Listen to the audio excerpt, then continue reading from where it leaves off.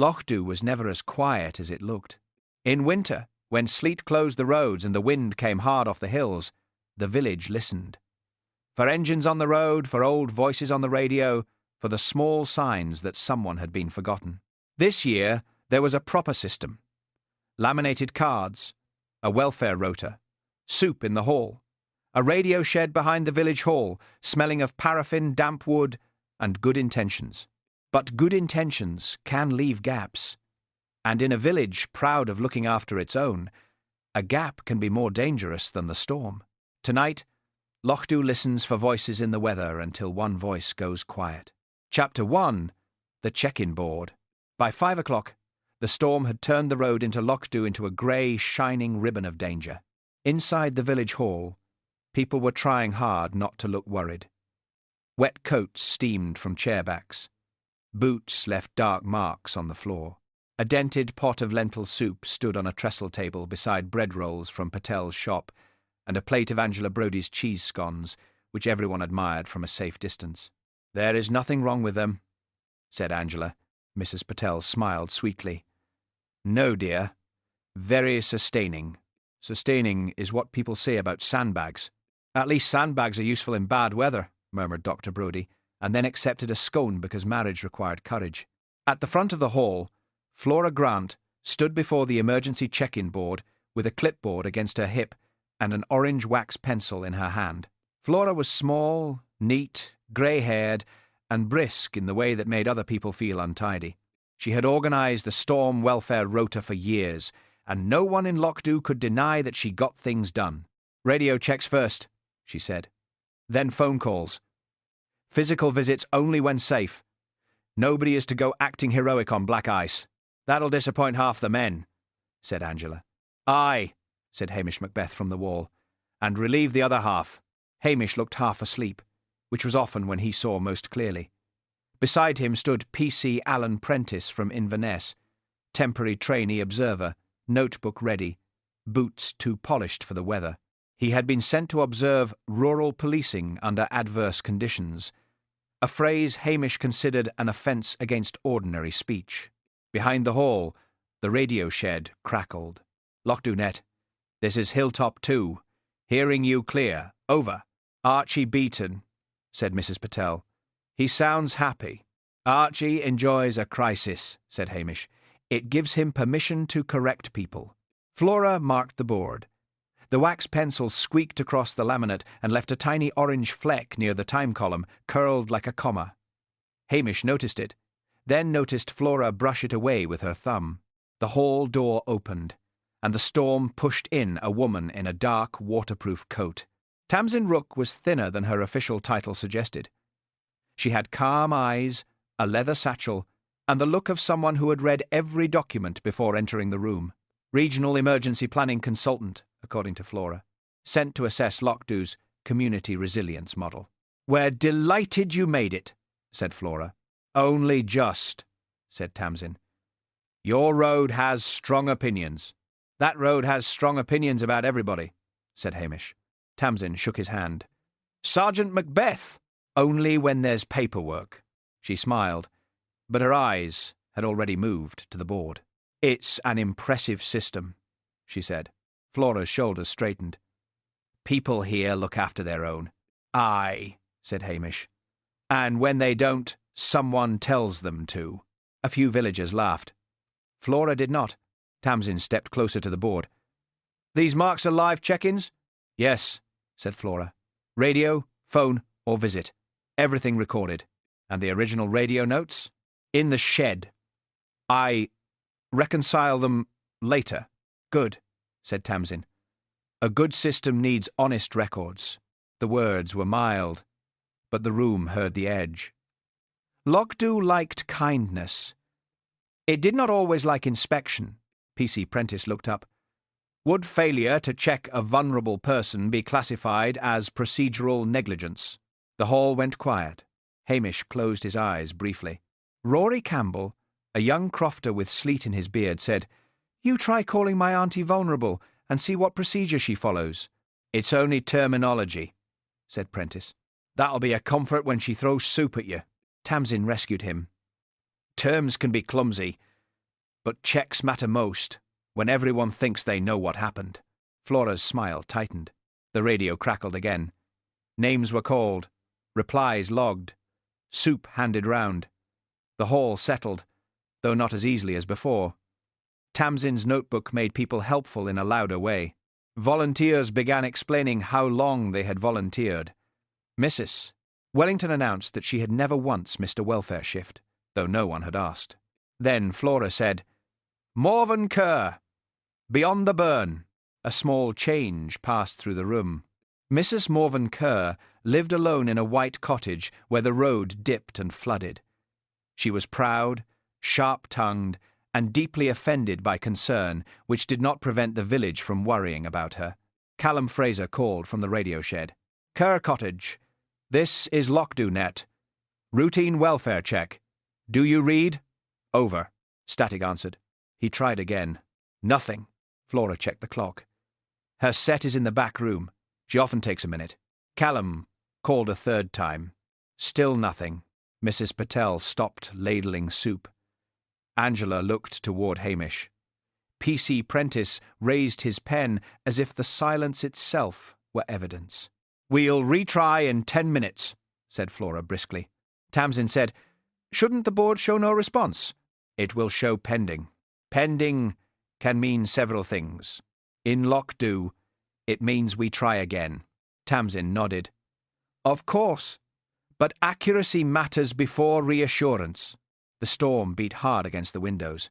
Hamish moved, before pride could become an argument. "Right retry, Flora. Big enough for Inverness and the weather both." A little laughter loosened the room. Flora wrote Retry beside Morven Kerr's name. The pencil squeaked harder this time. A bright orange fleck broke from its chipped tip and landed near the time column. This time, Flora did not brush it away. Tamsin saw it. So did Hamish. The soup bowls began moving again. Someone made a joke about Morven sleeping through the end of the world if the end of the world came during her radio program. People smiled because they wanted to, but the word remained on the board. Retry, and beside it, no larger than a comma, a small orange mark waited in plain sight. Chapter 2. Voices in Weather. The radio shed was too small for 3 people, and too proud to admit it. It stood behind the village hall like an afterthought, its wooden walls dark with rain, its roof rattling whenever the wind came down from the hill. Inside, a paraffin heater gave more smell than warmth. The radio set sat on a scarred table, beside a stack of laminated call cards, a notebook, 2 torches, and a packet of biscuits, already opened by someone with no respect for rationing. Callum Fraser was at the microphone, young shoulders hunched, headphones crooked over one ear. "Kerr Cottage. This is Lochs, he said again. "Routine welfare check. Do you read?" "Over." Static filled the shed. Hamish stood by the door with Tamsin Rook and P.C. Prentice behind him. Lugs had planted himself just outside, blocking the threshold with the calm certainty of a dog who considered inconvenience a form of public service. "No reply?" asked Tamsin. "Not yet," said Callum. Flora Grant appeared with her clipboard. "Morven's often awkward with the set." "Awkward how?" asked Tamsin. "In the usual Morven way," said Hamish. "She likes every machine to know it's on trial." Tamsin smiled, but she kept looking at the logbook. Callum turned a page. "Hilltop 2 is calling." Archie Beaton's voice broke through at once, sharp with satisfaction. "Lochs, this is Hilltop 2. Your interval between calls is too short. Give the woman time to cross a room. Over." Flora leaned toward the microphone. "Thank you, Archie. We have it in hand." "You have hands. Whether you have discipline remains under review. Over." Callum flushed. Hamish took the microphone. "Archie, this is Macbeth. Try not to declare war on procedure before supper. Over." There was a pause. "Sergeant Macbeth. Procedure is what keeps fools alive. Over." "Aye. And silence is what keeps them welcome. Over." The radio clicked, then settled into muttering static. Tamsin glanced at Hamish. "He dislikes outsiders. Archie dislikes most insiders too. It saves time. He argued with me earlier, she said. He would. You used the word model. That was the council's word. All the worse? Tamsin bent over the logbook. Her finger moved down the handwritten lines. Hilltop 2 checked at 5:11. Harbour Cottages at 5:22. Burnside 3 at 5:30. Morven Kerr. No reply. Retry. That's right, said Callum. Flora's voice came quickly from behind them. And the board says retry. It does now, said Tamsin. The shed seemed to shrink. Hamish looked at her. Now? Tamsin did not accuse. That made it worse. When I first looked at the board, the mark was not there. Or I didn't see it. Perhaps I missed it. Flora's lips tightened. The hall was busy. Yes, said Tamsin. Busy rooms make poor records look better than they are. P.C. Prentice, who had been trying hard to be useful, chose that moment to speak. Would it be correct to say that a person could be forgotten while appearing checked? The static sounded suddenly kinder than the silence. Flora turned to him. No one is forgotten. I only meant structurally. You meant badly, said Hamish. Prentice reddened. Outside, the wind pushed sleet against the shed wall like thrown gravel. From the hall came the muffled sound of cups, voices, and someone laughing too loudly. Tamsin closed the logbook gently. A good system fails honestly, she said. That is not a criticism. It is the only reason a system can be improved. Flora gave a short laugh.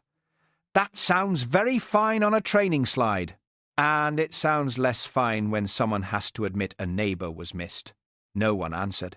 Hamish watched Flora's hand tighten round the orange wax pencil. The chipped tip had left a smear on her glove. Callum called Kerr Cottage twice more. Nothing. At last, Flora said, Wheel phone. The phone line crackled, rang, and failed. Callum tried again. Failed again.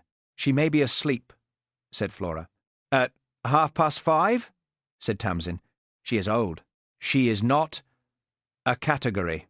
Flora looked as if she had been slapped with politeness. Hamish stepped toward the door. I'll see how far the Burn Road allows. You said no physical visits unless safe, said Prentice. I did. Then shouldn't we wait? Hamish looked at him mildly. Observing rural policing, are you? Yes. Then observe this. Sometimes waiting is sensible, and sometimes it's cowardice wearing a clean coat. Prentice said nothing more. They left Callum in the shed and crossed back toward the hall. Lugs rose with a deep sigh, as if the entire investigation had been arranged to disturb him. Then followed Hamish 2 steps before deciding the hall was warmer and wiser. Inside, soup was still being served, but the room had changed. People looked at Flora, then at Hamish, then away. Concern for Morven Kerr had become something more uncomfortable. Concern about who had been responsible for concern. Archie's voice came again from the speaker by the hall door. Loch Dunet, Hilltop 2.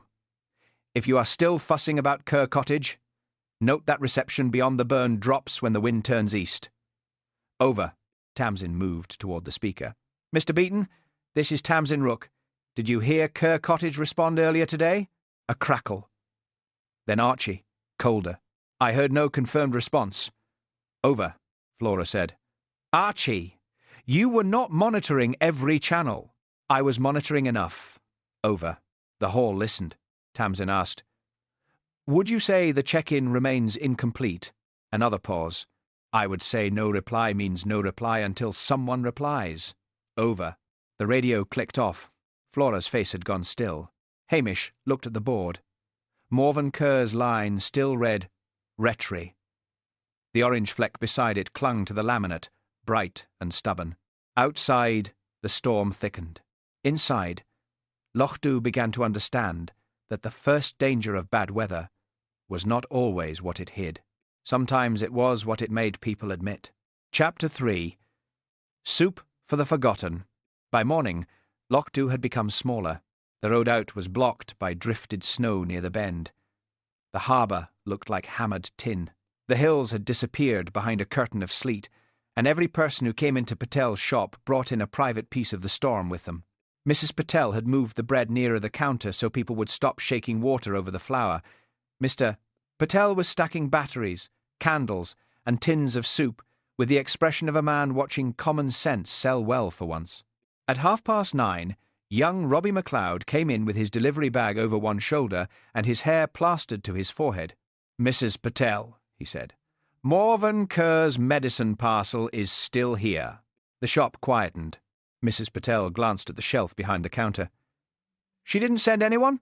"No, and I couldn't get through by phone."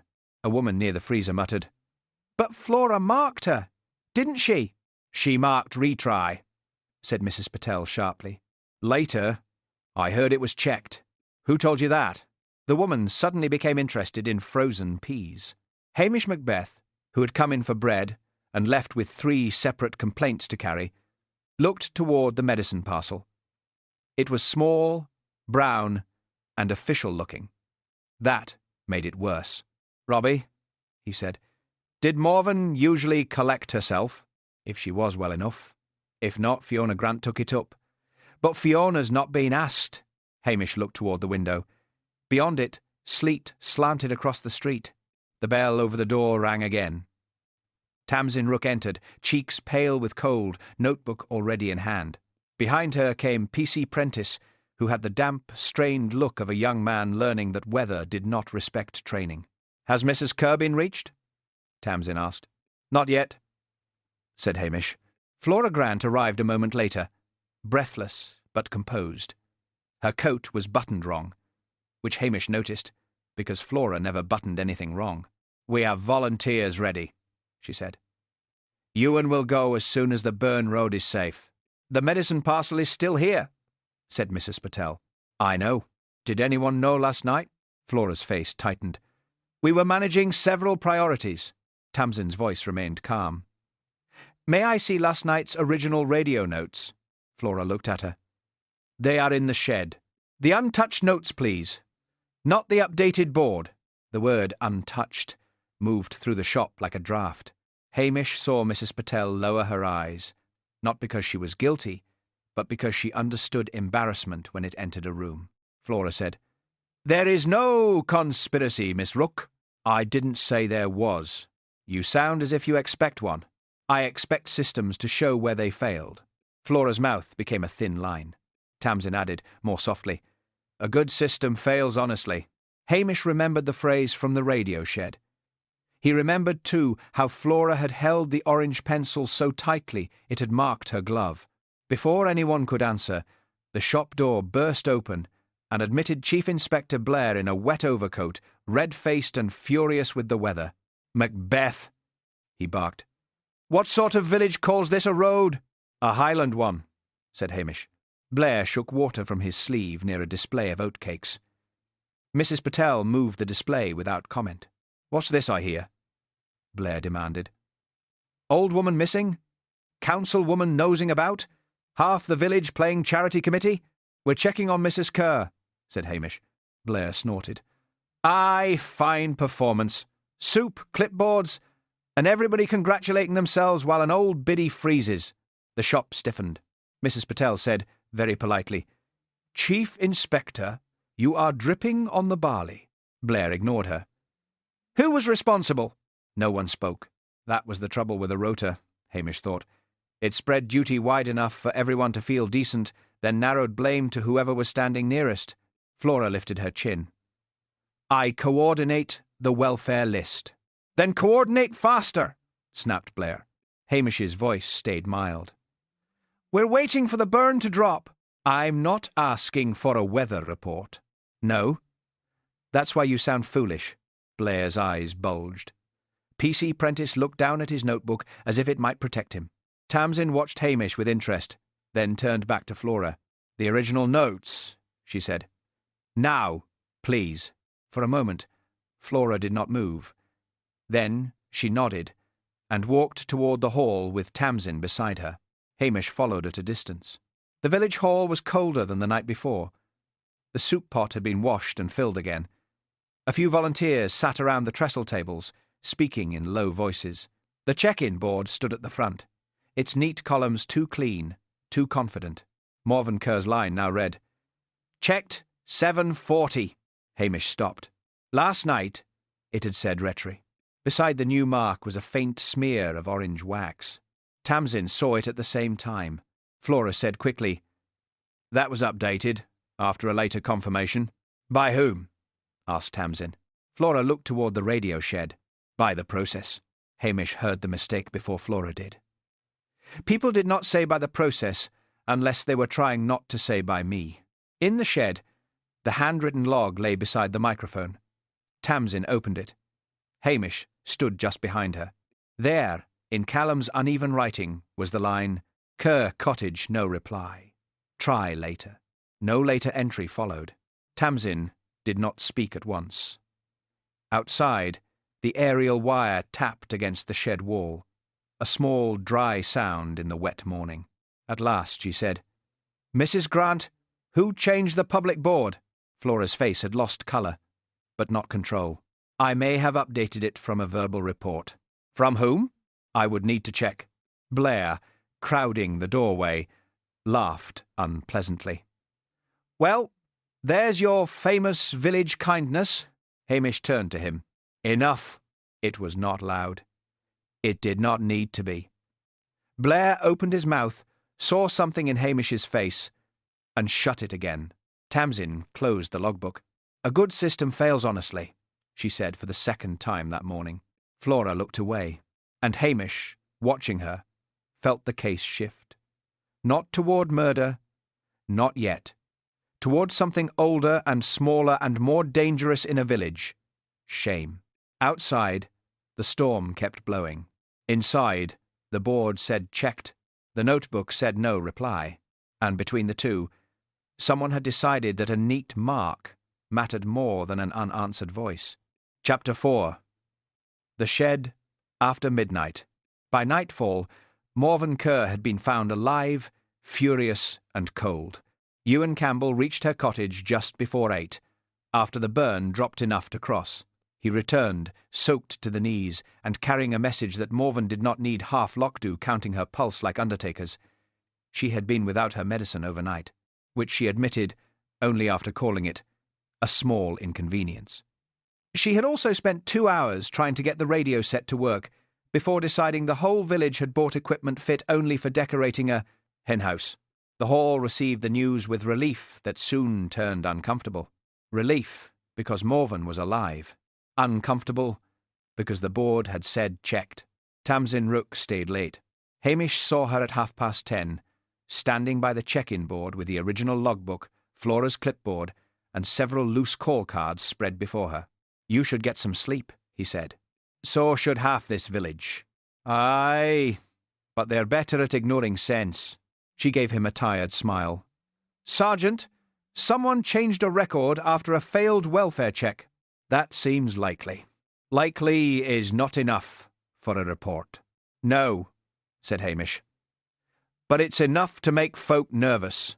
She looked toward the radio shed door. "I want to compare the shed notes with the board marks before anyone tidies anything else." Hamish did not like the word anyone. It was too broad and too fair. "Do it in the morning." "The morning is when people explain what they meant to do." He could not argue with that. Outside, the storm had softened from rage to persistence. Snow tapped against the windows. The hall smelled of damp coats, cooling soup, and paraffin. Flora Grant stood near the kitchen hatch, washing mugs that were already clean. Hamish noticed that she was listening. At dawn, Callum Fraser came running to the police station without a coat properly on. "Hamish," he said, breathless. "The shed. It's Miss Rook." The radio shed door stood half open when Hamish arrived. Snow had drifted against the threshold. The generator was silent. The aerial wire tapped and tapped against the outer wall. Tamsin Rook sat on the floor beside the table, one shoulder against the wooden boards, her notebook still near her hand. There was no drama in it. That made it harder. She looked like a woman who had sat down for a moment and been overtaken by a quiet she had not chosen. Hamish stepped in, then stopped Callum at the door. "Stay outside." "Is she?" "Aye." Callum swallowed and backed away. Hamish crouched, careful not to touch anything. The heater had gone out. The air was stale, edged with fuel. On the table lay the logbook, open to the previous evening's entries. Beside it were 3 laminated cards, 1 orange wax pencil, and Tamsin's notebook. The ventilation flap on the far wall was shut. That was wrong. Hamish crossed to it.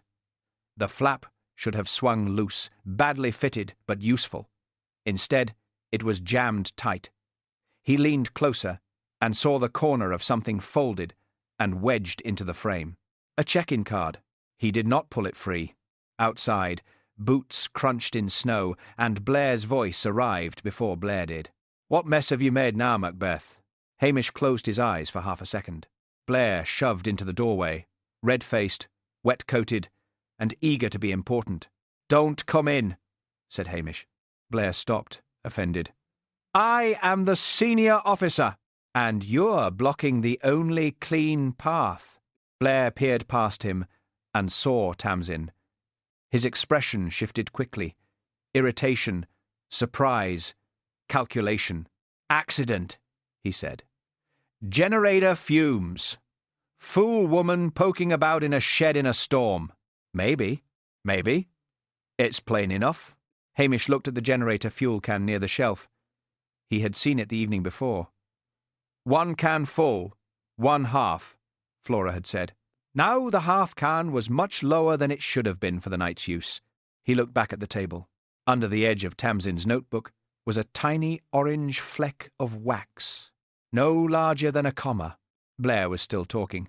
"Council will want this handled firmly. Emergency procedures, unsafe equipment, local incompetence. Unless—" He paused. "Unless someone helped it along." Hamish said nothing. Blair's eyes brightened with the dark pleasure of promotion-friendly murder. "Aye, that old radio goat, Beaton. He argued with her, did he not? So did half the village. Half the village didn't know that shed like him. Archie was at his cottage. So, he says." Hamish stood slowly. "Get Macnab. Get the scene team if the road allows. And keep folk out of here." Blair bristled. "Do not give me orders. Then take it as advice, and improve it by pretending it was yours." For once, Blair was too interested in the death to quarrel properly. By 7, the village knew. No one announced it. News moved through Lochdu by kettle, shop bell, back door, and the silence that falls when a name has become too heavy to speak easily. Flora Grant came to the hall wrapped in a dark coat, her hair pinned as neatly as ever. She looked at the radio shed and then away. "She should not have gone back alone," Flora said. Hamish watched her face. "No," he said, "she should not." Flora's hand closed around nothing, as if expecting a clipboard that was not there. Behind them, the check-in board still stood in the hall, neat and public and wrong. The storm had muffled the village, but in the little shed, something had been written more clearly than anyone intended. Chapter 5. Bad tea, better broth. Blair liked a suspect who saved him trouble. By mid-morning, Archie Beaton had become that suspect. He was difficult, vain, male, local, and known to have argued with Tamsin Rook over radio procedure. To Blair, this was nearly a confession. He had motive, Blair declared in the Strathbane office, where the tea tasted of metal and impatience. Woman comes in, tells him his precious radio shed is not up to standard, and he takes offence. "Archie takes offence at weather forecasts," said Hamish. "Aye, and he knows generators. So does any man who's had 3 power cuts and no money for an electrician." Blair leaned back, chewing a peppermint with violence. "You're protecting him because he's one of your odd wee Highland pets." Hamish looked at him mildly. "Archie would be wounded to hear you call him a pet. He considers himself infrastructure." P.C. Prentice, sitting rigidly beside the filing cabinet, made the mistake of smiling. Blair turned on him. "Something funny?" "No, sir." "Then look useful." Prentice looked at his notebook. Blair slapped a folder on the desk. Beaton argued with the victim. Beaton had radio access. Beaton knew ventilation mattered. That shed was tampered with. "Aye," said Hamish. Blair blinked. "So you admit it?" I admit the shed was tampered with. And who else would do that? Someone who wanted us to ask that question too quickly. Blair's face darkened. Macbeth, if you drag this out with your village feelings, facts are quicker when they're not frightened. It was said softly, but Prentice heard the edge and looked down again. The scene team had reached the shed after the road half cleared. The early report confirmed what Hamish already knew. The ventilation flap had been jammed shut with a folded laminated check-in card, the generator had been left running longer than necessary, and Tamsin's notebook had been moved, though not far. There were no convenient fingerprints. Storms were good at washing away what policemen liked and preserving what murderers forgot. The card from the vent had been bagged. So had the orange wax pencil. Blair cared about the generator. Hamish cared about the card. Back in Lochs, the village hall had lost its bustle. People still came for soup, batteries and news, but they entered more quietly now. The check-in board remained at the front, cleaned of some marks and not others. Morven Kerr's line had been rewritten again, this time as missed visited. 20 safe. It was more honest. It also looked like a wound. Mrs. Patel met Hamish at the hall door and pressed a mug of broth into his hand. You look as if you have been fed by policemen, she said. That is a harsh thing to say to a man. It is a true thing. He drank. It was hot, peppery, and full of the small mercy of someone paying attention. Prentice followed him in, still carrying too much seriousness in his shoulders. Sergeant, he said quietly, I have the copied statements. From whom? Callum Fraser, Flora Grant, Rory Campbell, Mrs. Patel, Dr. Brodie, and 2 volunteers. And how many now dislike you? Prentice hesitated. Most. That's progress. Yesterday, it was all. At the trestle table, Flora Grant was sorting cups into neat rows. She moved with the same briskness as before, but there was no ease in it. Every sound seemed to reach her a fraction too soon. Hamish set down the broth and opened the statements. Callum had written plainly. Morven Kerr, no reply. Try later. No confirmed response heard. Flora's statement said, Later check understood, as completed through volunteer confirmation. Understood was doing a great deal of work. Hamish turned pages. Rory Campbell had not checked Morven. Ewan had gone only after 8. Mrs. Patel had not asked Fiona Grant because she had believed the board. Dr. Brodie had assumed the medicine parcel had been collected. Each person had carried one harmless piece of a larger mistake. Together, they made a lie. Prentice watched him read. Sir, if the altered board was meant to hide neglect, then Miss Rook may have been killed because she found it. Then Flora Grant. Hamish looked up. Prentice stopped. Do not leap, just because Blair does it loudly, said Hamish. But she had access. So did Callum. So did half the volunteers. And access is not the same as courage for murder. Then what are we looking for? Hamish glanced toward the shed door. A rhythm. Prentice frowned. People lie in their own voice, said Hamish. Even on paper. He compared the board, the log, and Flora's clipboard. Most of Flora's marks were tidy, light, controlled. The altered Morven entry was darker, pressed, harder.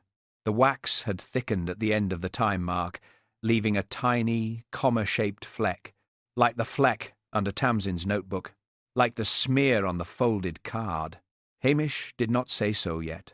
Across the hall, Blair arrived with wet boots and an expression of ownership. Right, he said. I'm bringing in Beaton. Mrs. Patel, pouring tea, said, Would you like sugar, Chief Inspector?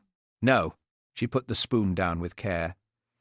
Then perhaps do not come in shouting as if you take it. A small, dangerous silence followed. Hamish almost smiled. Blair pointed at him. You? With me? To Archie's? Aye. Hamish took his coat from the chair. Prentice moved to follow. No, said Hamish. Stay here. The young man looked disappointed. And listen, Hamish added. To what? Hamish nodded toward the hall. Flora's clipped answers, Mrs. Patel's careful kindness, volunteers speaking too softly around Morven's name, and the radio crackling in the shed. To what folks say when they think the official questions are gone. Outside, the storm had eased but not ended. Snow slid from the hall roof in a soft collapse. Hamish and Blair stepped into the cold. Behind them, the radio gave one brief hiss of static, then fell silent. Not broken. Waiting. Chapter 6. Hamish makes it worse. By noon, the storm had become less violent and more stubborn. Sleet tapped at windows. Gutters overflowed. The village moved slowly, heads bent, baskets held close, each person pretending not to be hungry for news. Hamish found Mrs. Patel behind the shop counter, wrapping bacon for Mrs. Wellington, while also hearing 3 conversations at once. It was one of her gifts. It was also one of Lochdu's dangers. "Mrs. Patel," he said quietly. "A word." She looked at him over her spectacles. "If it is about Chief Inspector Blair, I have already decided not to poison him. That's generous. I am a businesswoman." He waited until Mrs. Wellington had left, though she moved slowly enough to suggest she was willing to help the law by overhearing. Hamish lowered his voice. "There's talk about Morven Kerr's missed cheque." "There would be. People are worried." "Aye. But until I know who changed the board, I'd rather folk did not start naming failures." Mrs. Patel's face softened. "You think someone failed her?" "I think someone made it look as if they had not. That is worse." "It may be.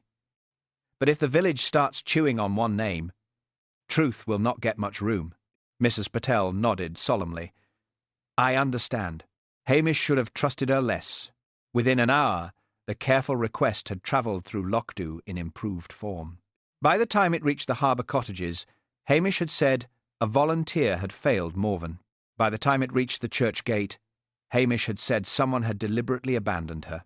By the time it returned to Patel's shop, Archie Beeton had been named by 2 people who had never liked the angle of his aerial. "He was always too full of himself," said Mrs. Wellington, buying tea she did not need. "He said no reply means no reply," said Nessie Curry, who had entered with her sister Jessie and the air of women carrying public information. "No reply," echoed Jessie. "That's what he said. He was arguing with the council lady," Nessie added. "Arguing," said Jessie, with satisfaction. Mrs. Patel looked stricken when Hamish came back in. "I did not say Archie," she whispered. "No," said Hamish, "but the village heard you in its own accent." At that moment, Archie Beeton himself pushed open the shop door. He was a thin, stooped man in a waxed coat too large for him, with a wool cap pulled low and a face made sharper by cold and pride. He had come for batteries, and found every eye in the shop turning toward him. "What?" he snapped. Nobody answered. "That was worse than accusation." Rory Campbell looked away. Mrs. Wellington examined tins of peaches as if they had become fascinating. Nessie and Jessie stood side by side, silent for once, which gave them the appearance of church statues expecting scandal. Archie's mouth tightened. "If you've something to say, say it into the wind. It'll have more backbone than this room." The bell rang again. Blair entered, red-faced, wet-shouldered, and delighted to find an audience. "Beeton," he said. "Handy. Saves me dragging you from your den." Archie went still. Hamish stepped between them. "Not here." Blair ignored him. "You argued with Tamsin Rook. You monitored the net. You knew Morven Kerr had not replied. And now the woman asking questions is dead." The shop seemed to lose warmth. Archie's face had gone pale under the weathering. "I did not touch that shed." "Who said anything about touching?" "You did, with your great red face." A few people drew breath. Blair smiled. "Careful, old man." Hamish's voice came low. "Careful yourself." Blair turned. "What?" "You're frightening an old man in a grocery shop because it makes you feel tall." For a moment, only the sleet could be heard against the window. Blair's eyes bulged. "Do not talk to me like that." "Then behave in a way that gives me fewer opportunities." Mrs. Patel looked down quickly. Rory Campbell coughed into his hand. Even Archie looked startled. Blair stepped closer to Hamish. "You forget your rank?" "No." I remember yours. That's the disappointment. It was very quiet now. Blair's mouth worked once, then he jabbed a finger at Archie. You'll be interviewed. I'll be heard, said Archie, voice shaking with anger. That's not always the same thing. He left without buying batteries. The bell above the door gave a small, guilty ring. Hamish watched him go and knew he had won the wrong thing. Blair had been checked, but Archie had been marked. The room had seen humiliation, not justice. It would talk of both. Outside, Archie crossed the street badly, slipping once and catching himself on the postbox. No one moved to help him until he had already righted himself. That, Hamish thought, was how shame worked. It made decent people late. P.C. Prentice arrived from the hall, damp and anxious. Sergeant, I may have found someone useful. Hamish turned. Who? Mrs. Elspeth Munro, Crofter's wife beyond the lower track. She heard a late radio transmission last night. Did she say from whom? No. She stopped talking when I asked to put her name down. Hamish sighed. You asked that first? It seemed proper. It seemed official. There's a difference. They went to Elspeth Munro's cottage after lunch. The path was slick with wet snow, and the hens had taken shelter under a cart with more sense than half the village. Elspeth opened the door only a hand's width. She was a broad-faced woman with tired eyes and flour on her sleeve. I've nothing to say. You heard something, said Hamish. I hear plenty. Wind, hens, men being useless. On the radio. Her eyes flicked to Prentice, then back. I'm not being dragged into it. I said one thing, and already folk are staring at Archie Beeton as if he throttled the wireless. No one needs know it came from you. That is a lie people tell before everybody knows. Hamish could not argue. What did you hear? She hesitated. The wind moved through the yard, rattling a loose bucket. A voice, late on, she said at last. A woman's, maybe. Or a man trying to be soft. I only caught the end. What words? Elspeth pressed her lips together. All quiet now. Hamish felt the phrase settle. Archie says, clear and listening, he said. I know what Archie says. Everyone knows. He says it like he invented ears. And this was not Archie? No. Flora? Elspeth's face closed. I did not say that. No, said Hamish gently. You didn't. She shut the door. On the way back, Prentice said, She's frightened. Aye, of the killer? Maybe. Maybe of being useful. He looked puzzled. Hamish walked on through the sleet. In Lochs, people did not always fear danger most. Sometimes they feared being the voice that made neighbours choose sides. By evening, Archie Beeton was the village's favourite suspect, and Hamish, who had meant to protect the truth from gossip, had given gossip a coat and sent it walking. Chapter 7. The Man Who Loved Static. Archie Beeton's cottage looked less like a home than a place where radios had agreed to shelter a man. Wires ran along the skirting boards.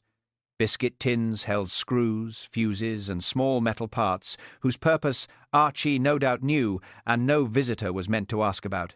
3 radio sets occupied the table by the window.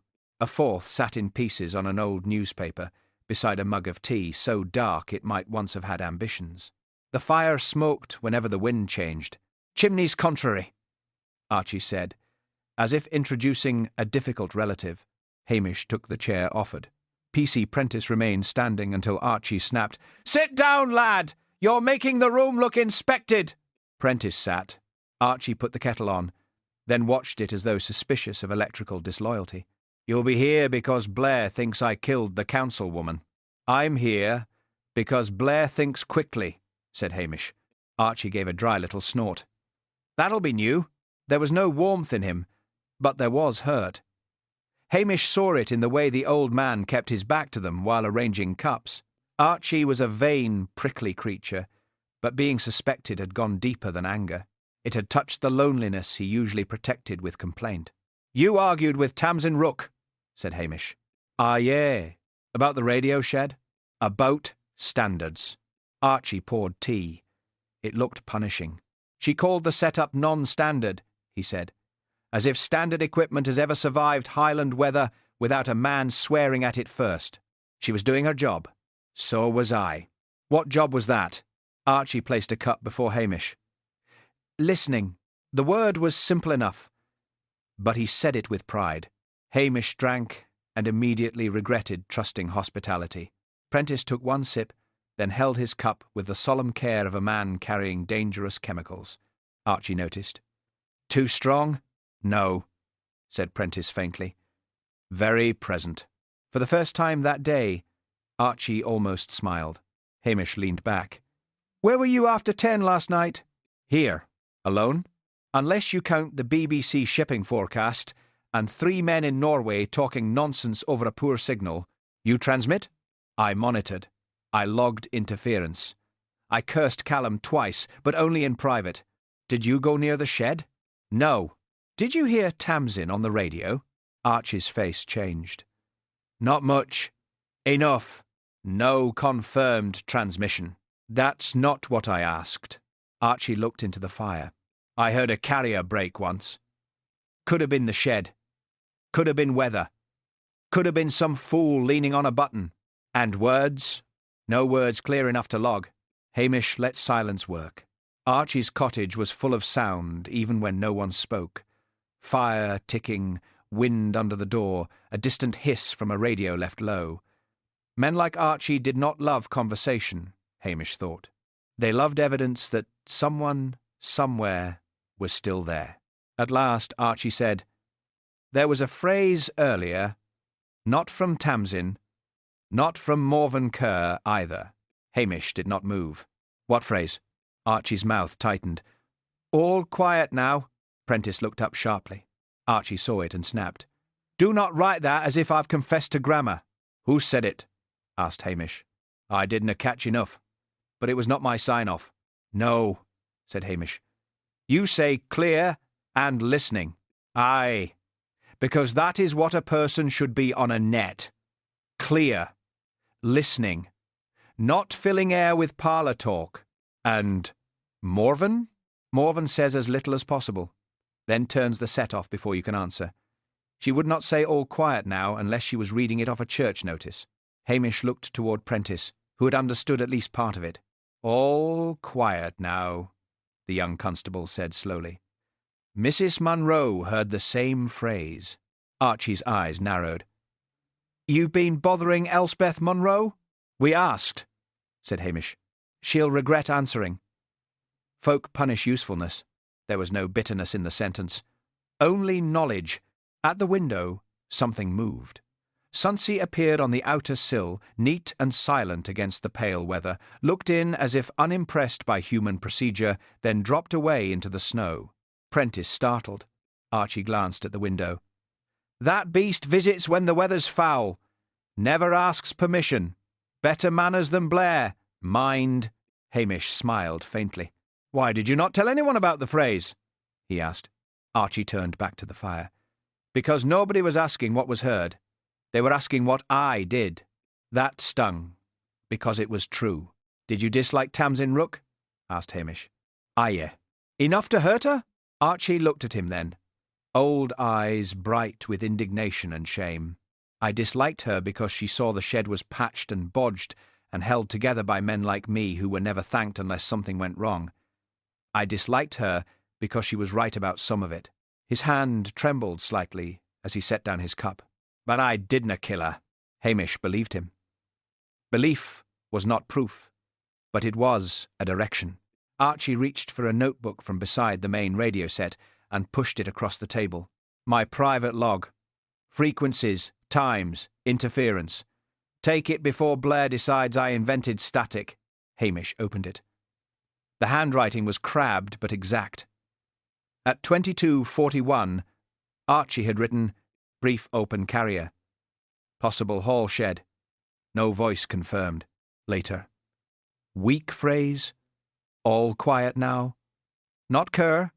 Not standard. Hamish closed the book. Thank you. Archie looked away. I am not doing this for the village. No. The village has already tried me over tinned peaches. Hamish stood. Then do it for the net. That answer pleased Archie. though he would have died before showing it. As Hamish and Prentice stepped outside, the wind had dropped enough for the world to sound hollow. Smoke lay low over the cottages.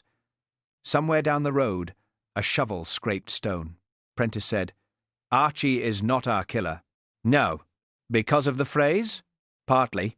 And because he gave you his log?" Hamish looked back at the little cottage crowded with wires and pride.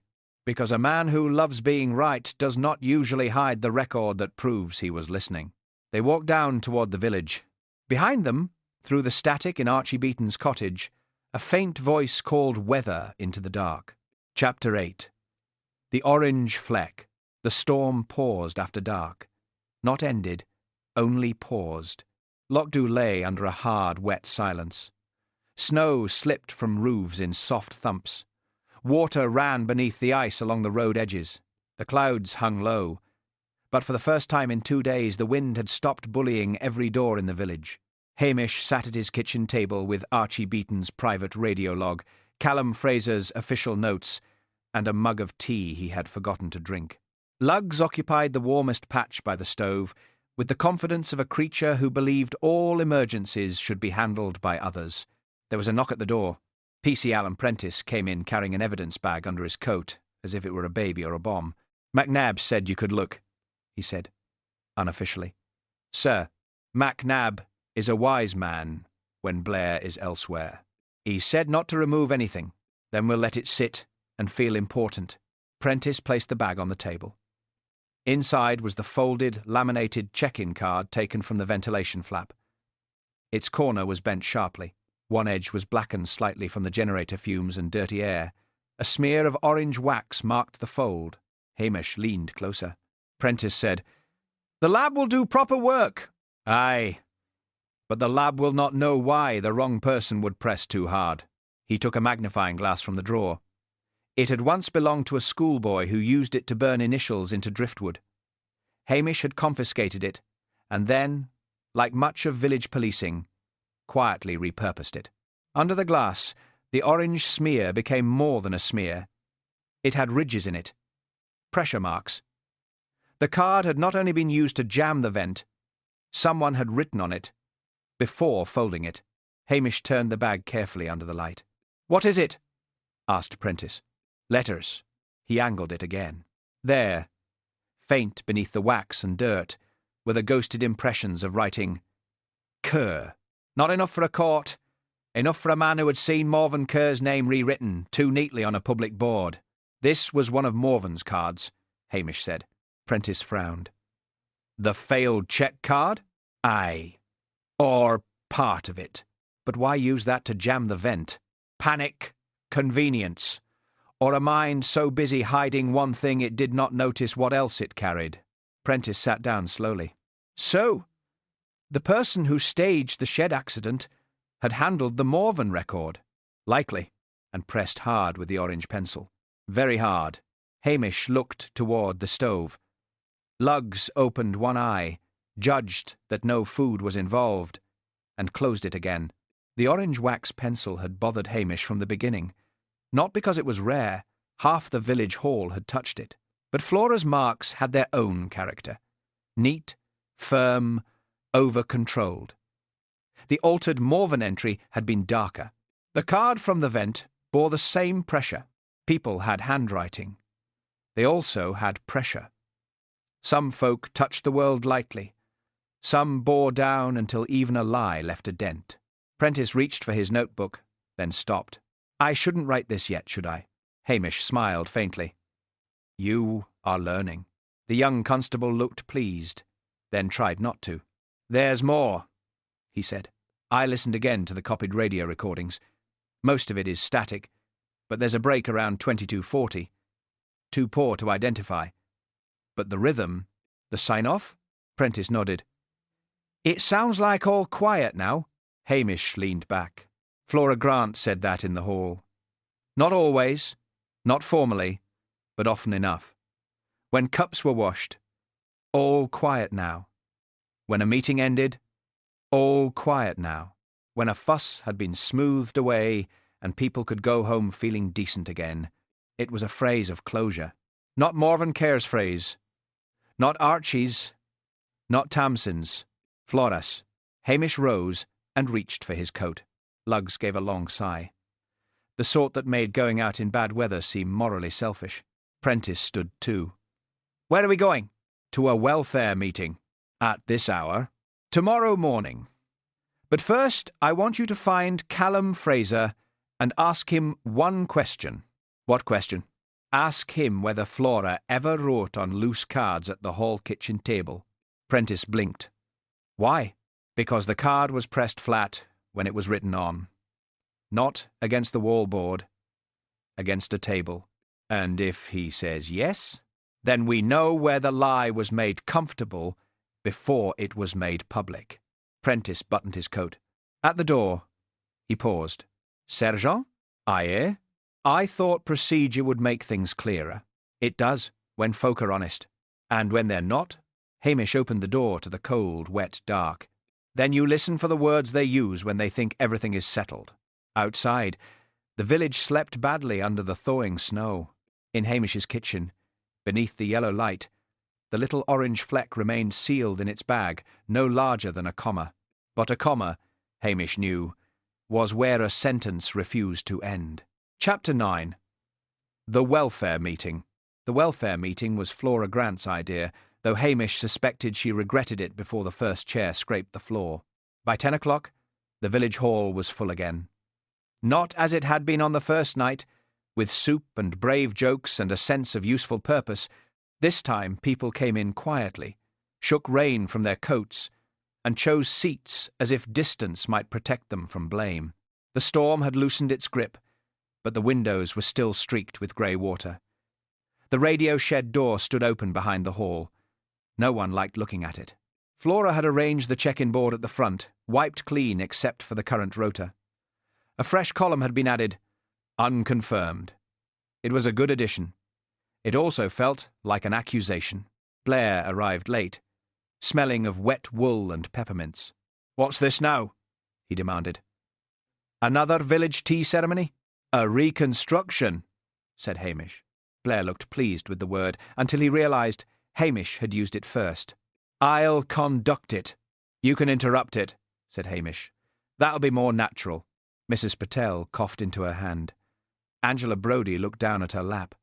Even P.C. Prentice, standing near the wall with his notebook closed for once, had to turn away. Hamish stepped to the front. I'll no keep you long, he said. That would be a kindness, muttered Mrs. Wellington. Aye, said Hamish.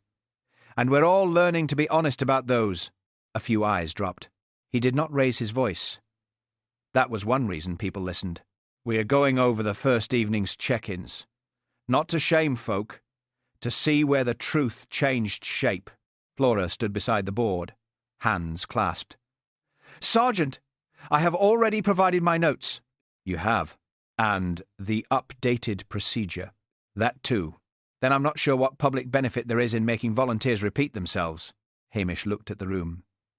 Because someone in this village was nearly left without help, and someone else is dead. Private tidiness has not served us well. No one answered that. He began simply, Callum, you were first radio operator. Callum Fraser rose halfway, then sat when Hamish waved him down. I called the harbour cottages, Burnside 3, Hilltop 2, then Kerr Cottage. Morven Kerr answered. No. Did anyone tell you later that she had? Callum swallowed. I heard it was marked checked. From whom? He looked toward Flora, then away. From the board. Hamish nodded. Rory? Rory Campbell folded his arms. I did lower road batteries. Never went past the burn. Ewan? I went at 8. Once the water dropped. Morven was angry and cold. That's all. Did she say she had spoken to anyone earlier? No. She said the radio was useless and the village was worse. A faint, sad laugh moved through the hall. It helped no one much, but it helped a little. Hamish turned to Mrs. Patel. You had the medicine parcel? Yes. And you believed Mrs. Kerr had been checked? Mrs. Patel's voice was quiet. Because the board said so, Flora said. The board was a working document. Aye, said Hamish. And someone made it work very hard. Blair stepped forward. Macbeth, Get to the point. The point is listening. That is not a point. That is a hobby. Hamish ignored him. Mrs. Munro heard a late radio phrase. Archie Beeton logged something similar. P.C. Prentice heard it on the poor recording. A stir moved through the hall. Elspeth Munro was not present. Hamish was glad of it. The phrase was, "All quiet now." Flora's face did not move. Nessie Curry whispered, "That's what Flora says." Jessie whispered back, "When meetings are done." Flora turned on them. "Please," Hamish kept his eyes on her, "Mrs. Kerr does not say that phrase." "No one knows every phrase a person might use," said Flora. "Archie knows what she says on radio. So does Callum. Archie is not reliable when he feels insulted." "Maybe. But he is reliable about his own importance." A few people smiled despite themselves. Hamish picked up one of the laminated cards from the table. "Flora, when you said Morven was checked, what exactly did she say?" Flora's chin lifted. "She said she was safe." "That is not exact." "I cannot remember every word." "You remembered enough to mark her safe." Flora looked at the board. "She said yes. Thank you." Hamish waited. "And?" "That was all." "Nothing else?" "No." He let the silence settle. Then he said, "Earlier, when you spoke to me outside the shed, you said she told you all quiet now." Flora blinked once. It was tiny.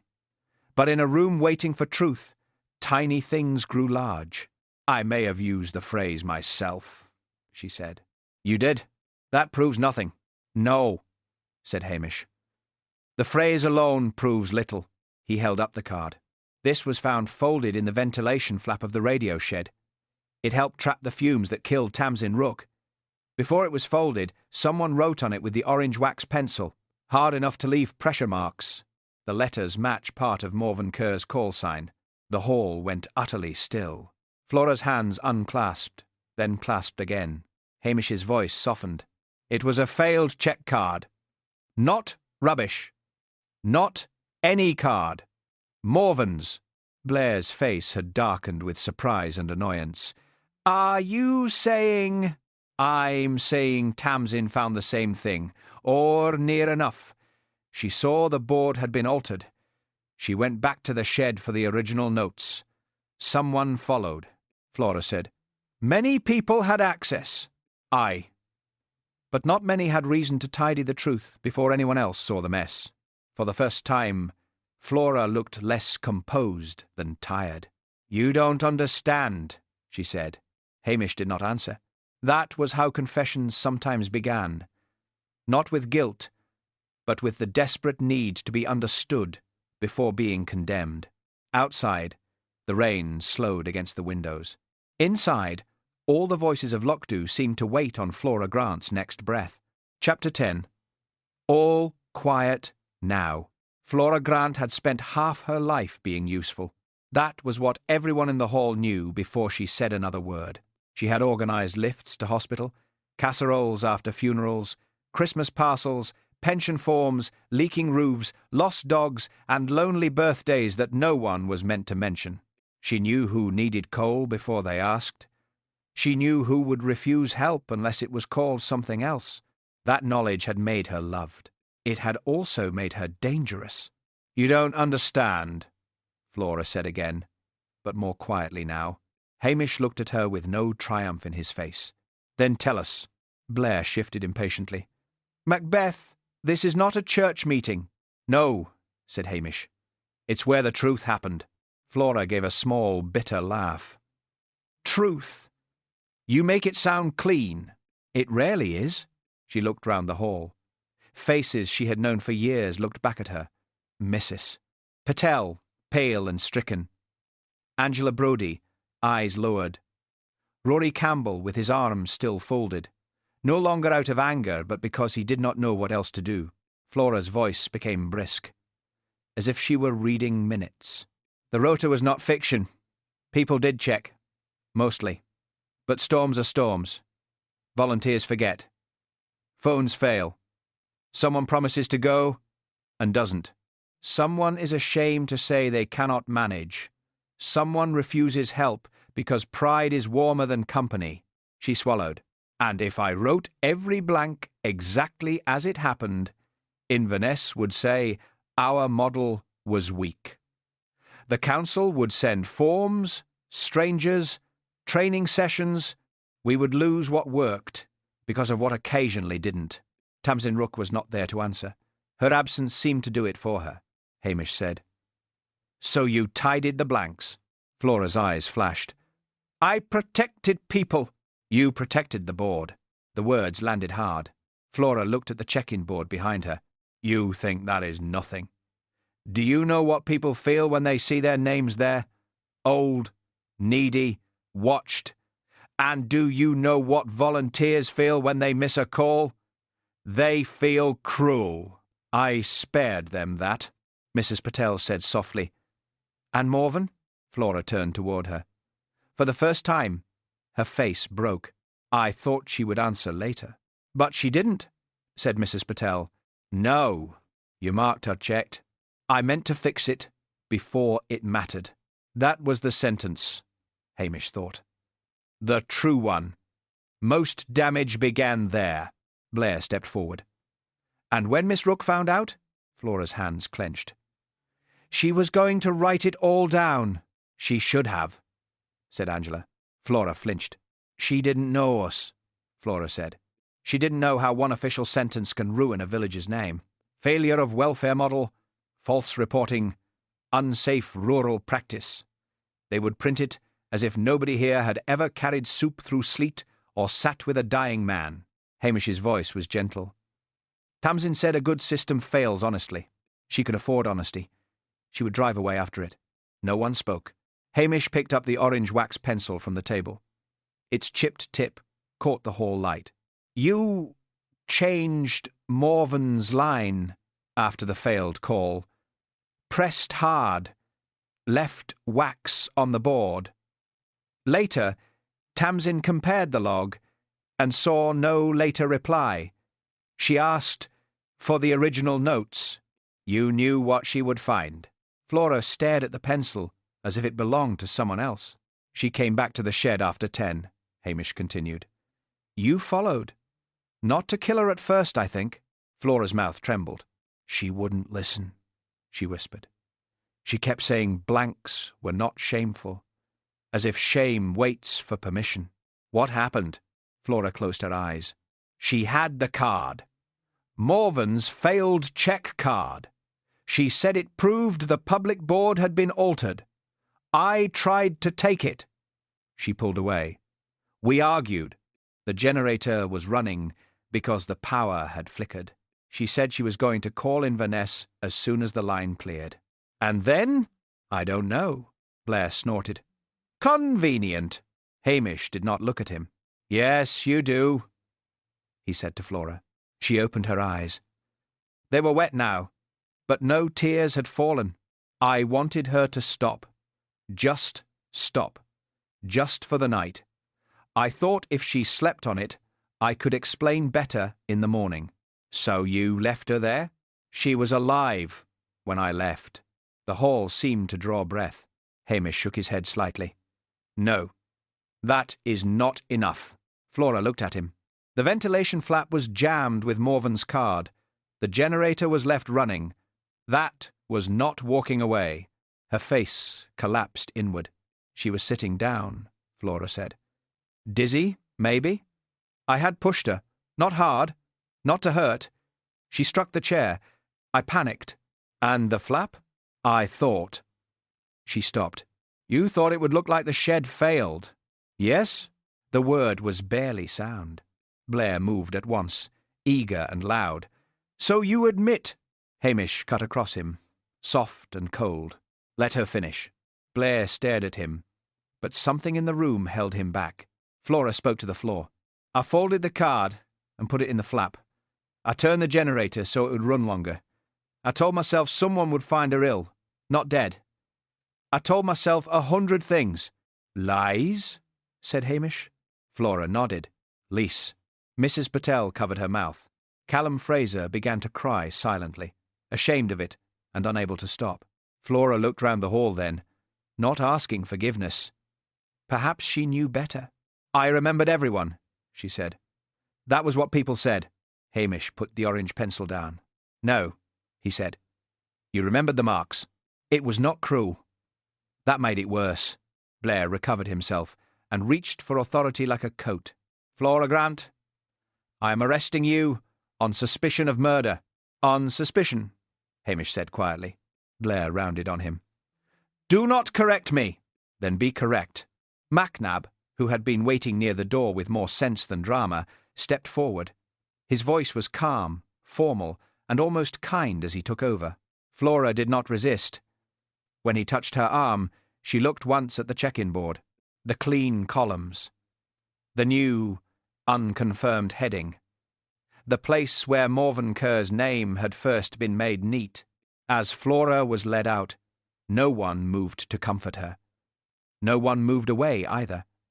That was Lochdu's punishment and mercy both, to witness. At the door, she turned back. I did care, she said.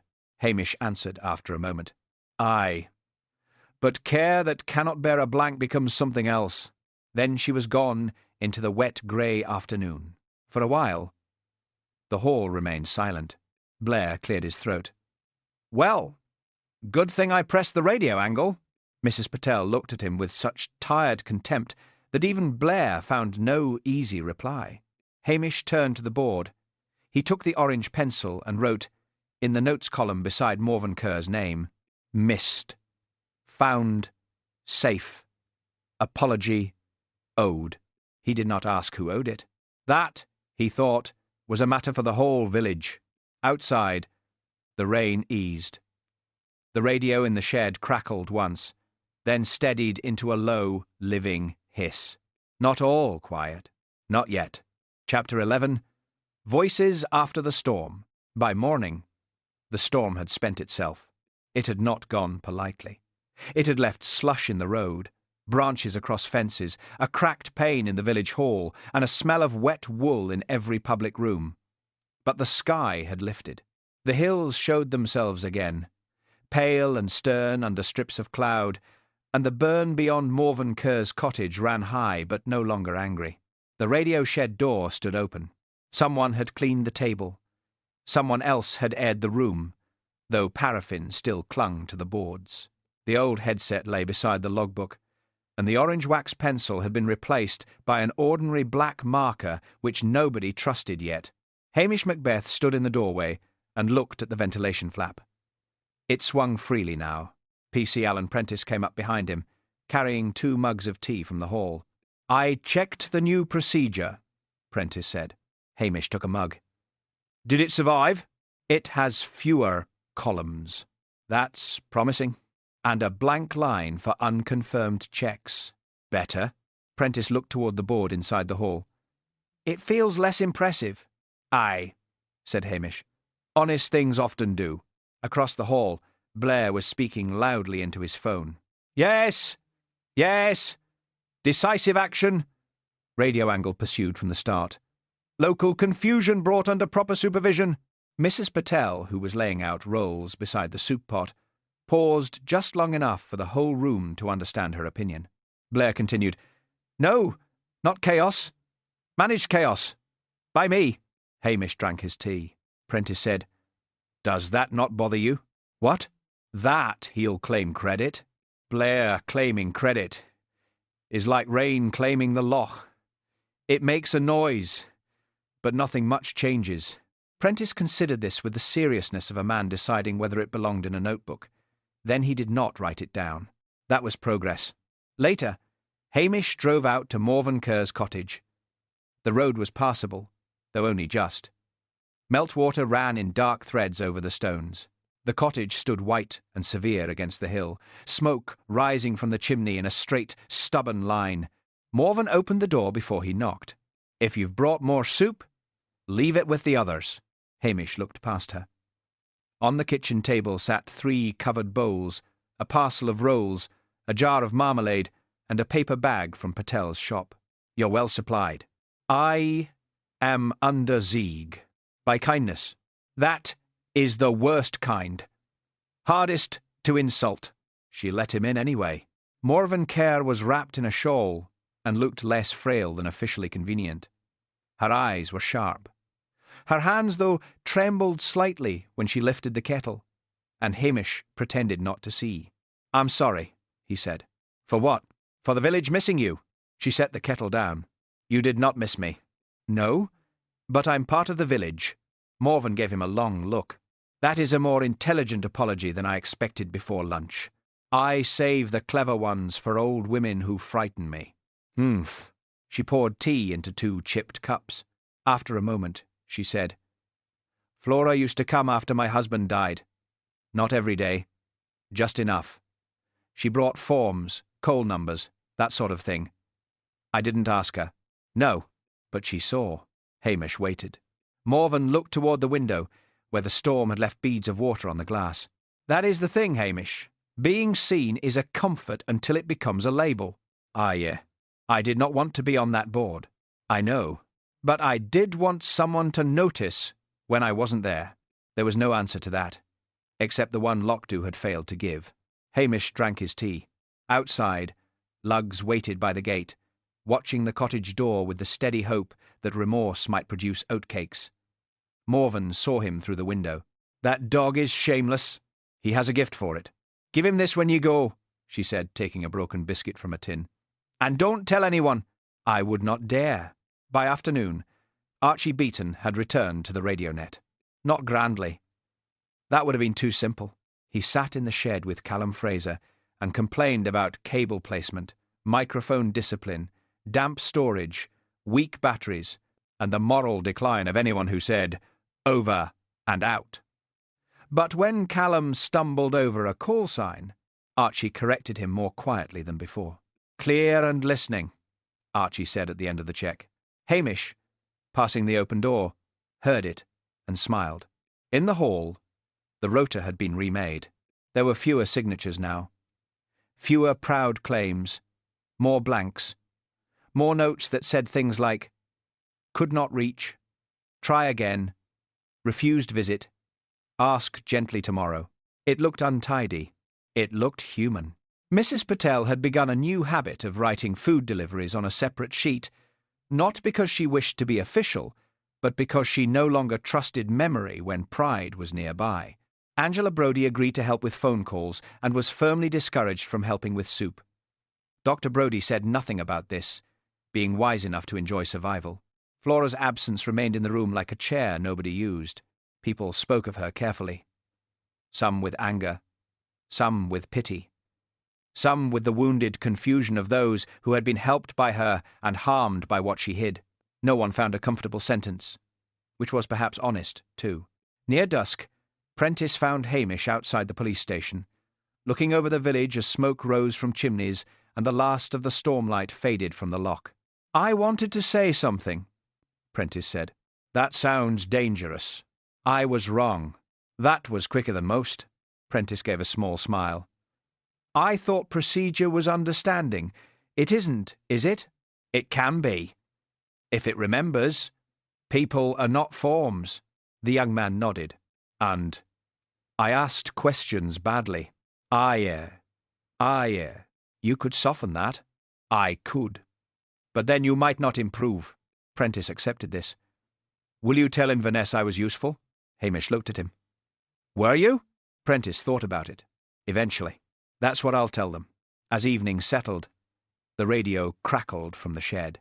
"Lochs net, this is Kerr Cottage." Inside the hall, heads turned. Morven's voice came thin but unmistakable. "I am alive, irritated, and in possession of too much soup.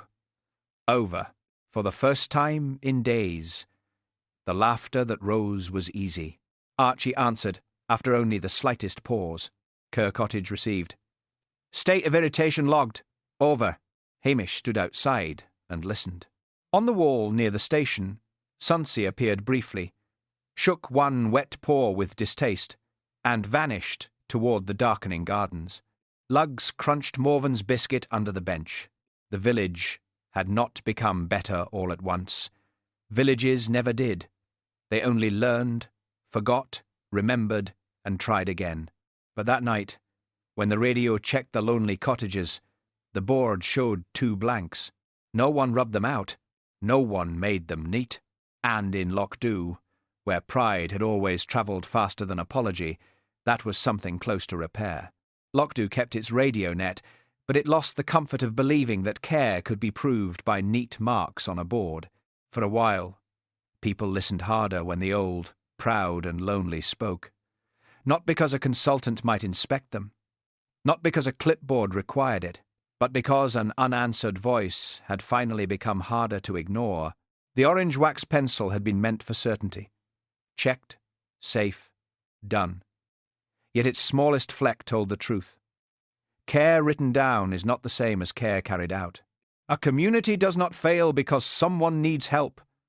It fails when needing help becomes embarrassing, and when those who offer help become more attached to being praised than being honest. Still, kettles boiled. Soup travelled without labels. The radio crackled again with ordinary voices. Lugs slept near Hamish's fire as if storms were beneath him, and Sunsea crossed the wall, already done with human remorse. Is it kinder to keep a record that looks perfect, or to admit where the blanks are? Thank you for listening to The Night the Radio Went Quiet. If this visit to Loch Dhu kept you company through the storm, leave a warm light in the window for the next Highland Mystery. And remember, when a village says all is quiet, Hamish Macbeth listens for the voice that has not answered yet.